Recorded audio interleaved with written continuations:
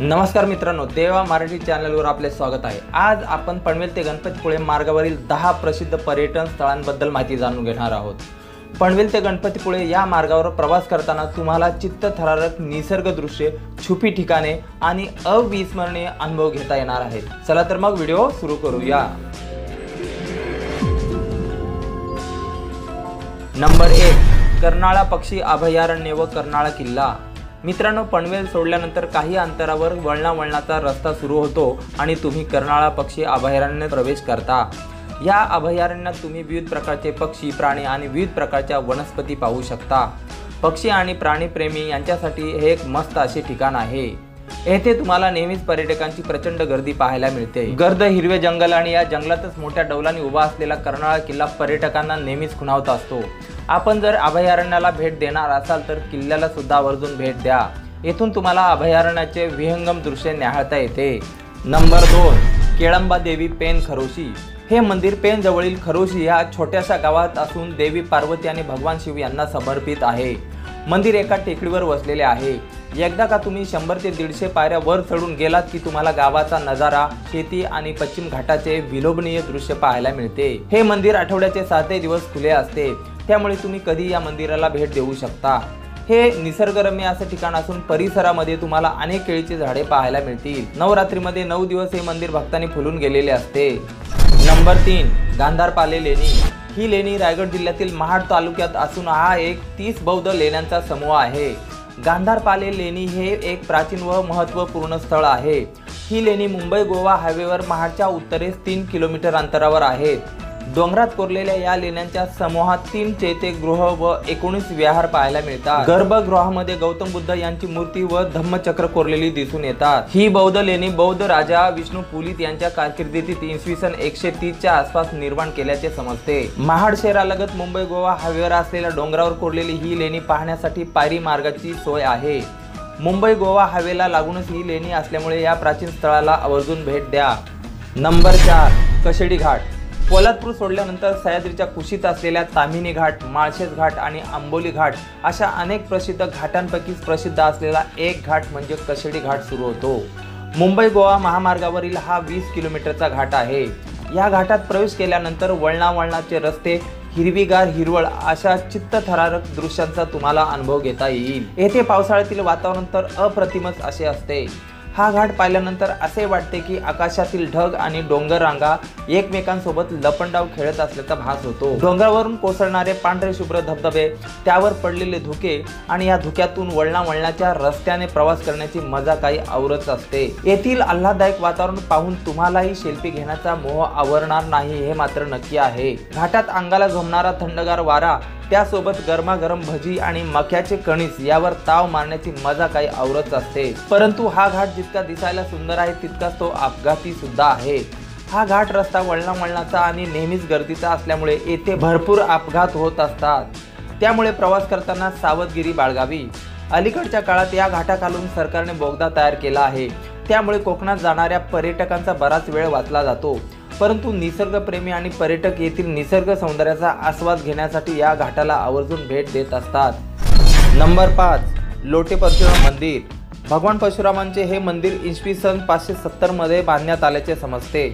श्री क्षेत्र परशुराम मंदिराला शेकडो वर्षांचा इतिहास असून हे महेंद्र पर्वतावरील एक प्रसिद्ध तीर्थक्षेत्र म्हणून परिचित आहे। चिपळूण शहरापासून 5 मैलांच्या अंतरावर असलेले आणि मुंबई गोवा हायवेवर असलेले एक महत्त्वाचे तीर्थक्षेत्र आहे। या मंदिराच्या मागच्याच बाजूला श्री भगवान परशुरामांची आई श्री देवी रेणुका मातेची मंदिर पाहायला मिळते। हे मंदिर एकविरा, यल्लम्मा देवीचे मंदिर अशा नावांनी सुद्धा ओळखले जाते। या ठिकाणी तुम्हाला अजून श्री दत्त मंदिर, गंगा माता मंदिर अशी अनेक मंदिरे पाहायला मिळतात। येथे येणाऱ्या भाविकांसाठी मंदिरातर्फे भक्त निवासाची सोय उपलब्ध आहे। महाशिवरात्रीला श्री भगवान परशुराम मंदिरात भाविकांची प्रचंड गर्दी होत असते। नंबर 6, शिवसृष्टी डेरवन। शिवसृष्टी म्हणजे छत्रपती शिवाजी महाराजांच्या आयुष्यातील प्रसंगांवर आधारित चित्रांचे किंवा शिल्पांचे कायमस्वरूपी प्रदर्शन। छत्रपती शिवाजी महाराजांच्या जीवनावरील दर्शन घडवणारी ही पहिली शिवसृष्टी आहे। रत्नागिरी जिल्ह्यातील चिपळूण शहरापासून 14 किलोमीटर आणि सावर्डे गावापासून 4 किलोमीटर अंतरावर असलेल्या डेरवण ह्या ठिकाणची शिवसृष्टी ही अप्रतिम अशीच आहे। येथे तुम्हाला छत्रपती शिवाजी महाराजांच्या जीवनावरील निवडक प्रसंग शिल्प स्वरूपात पाहायला मिळतात। शिवसृष्टीला भेट देऊन झाल्यानंतर येथून 1.5 किलोमीटर अंतरावर असलेल्या कोकणचे राजे शिर्के यांच्या दुमजली राजवाड्याला सुद्धा इतिहासप्रेमी भेट देत असतात। आपण जर डेरवणच्या शिवसृष्टीला भेट देत असाल तर या ऐतिहासिक राजवाड्यालाही आवर्जून भेट द्या। नंबर 7, मार्लेश्वर मंदिर व धबधबा। सह्याद्री पर्वतरांगांनी वेढलेले हे महाराष्ट्रातील एक लोकप्रिय तीर्थक्षेत्र आहे। रत्नागिरी जिल्ह्यातील संगमेश्वर जवळील मारळ या गावात असलेले आणि रत्नागिरी जिल्ह्यातील पर्यटन स्थळांपैकी हे एक महत्त्वाचे पर्यटन स्थळ आहे। डोंगराच्या गुहेत असलेले हे मंदिर भगवान शिव यांना समर्पित आहे। या प्राचीन मंदिरात मल्लिकार्जुन व मार्लेश्वर असे 2 शिवपिंड पाहायला मिळतात। यापैकी मल्लिकार्जुन हे मार्लेश्वर यांचे मोठे भाऊ असल्याचे म्हटले जाते। या मंदिरात दरवर्षी मकर संक्रांतीला पार्वती व शंकर भगवान यांचा विवाह लिंगायत पद्धतीने लावला जातो। हे मंदिर पाहण्यासाठी 300 ते 400 पायऱ्या चढून वर जावे लागते। हे मंदिर गुहेत वसलेले असून शिवपिंडीच्या आजूबाजूला सर्पांचा वावर असतो।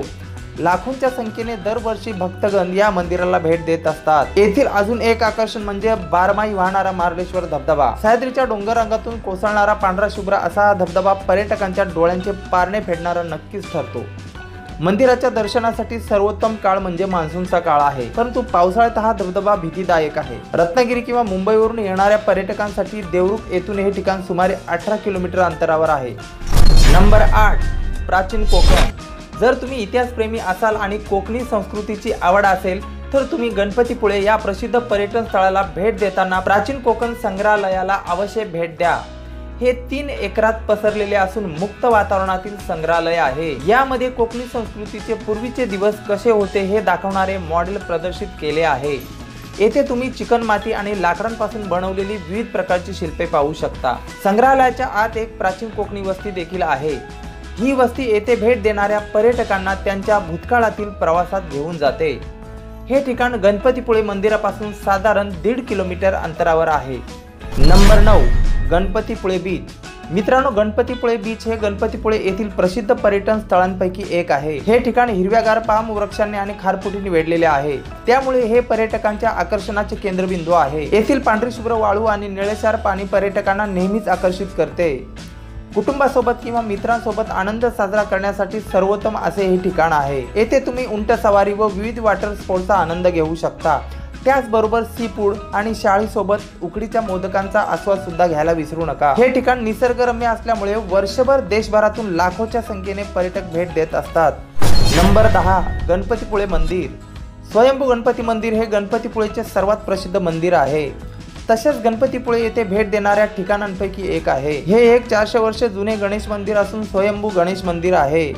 स्वतःचा अवतार मानल्या जाणाऱ्या गणेशाच्या नैसर्गिकरित्या तयार केलेल्या मूर्तीचे दर्शन घेण्यासाठी हजारो भक्तगण येत असतात। इतर मंदिरांप्रमाणे येथील मूर्ती ही पश्चिमेकडे तोंड करून असल्याचे पाहायला मिळते। या मंदिराला प्रदक्षिणा घालायची झाल्यास संपूर्ण डोंगराला घालून ती पूर्ण करावी लागते। तर मित्रांनो, आज आपण पनवेल ते गणपतीपुळे मार्गावरील प्रसिद्ध 10 पर्यटन स्थळांबद्दल म्हणजेच ऐतिहासिक कर्नाळा किल्ल्यापासून ते गणपतीपुळेच्या निर्मळ समुद्रकिनाऱ्यापर्यंतचा प्रवास याबद्दल माहिती जाणून घेतलेली आहे। मला आशा आहे की तुमच्या प्रवासाच्या प्लॅनिंगसाठी हा व्हिडिओ तुम्हाला नक्कीच प्रेरणादायी ठरेल। तर ही माहिती तुम्हाला कशी वाटली ते आम्हाला कमेंट बॉक्समध्ये कमेंट करून नक्की कळवा। आणि व्हिडिओ आवडला असेल तर सबस्क्राईबचे बटन दाबून बेल आयकॉनवर क्लिक करायला विसरू नका, म्हणजेच अशाच प्रकारचे नवनवीन व्हिडिओ तुमच्यापर्यंत येत राहतील।